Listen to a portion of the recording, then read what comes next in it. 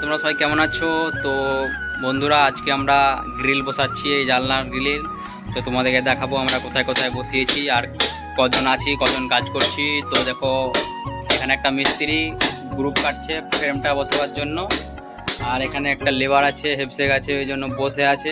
এই দিকে তাকা রে, এই দেখেন একটা লেবার বসে আছে। আর আমি এই যে ক্লামগুলো দেখতে পাচ্ছেন, আমি জাম করছি, বসানো হয়ে গেছে আর দুটো বসাতে আছে। তো দেখা গাইস, তোমরা দেখতেই পাচ্ছ এখানে আমাদের নুরুদ্দিন মিস্ত্রি আছে। তো এই তো আমরা এখন কাজ করছি।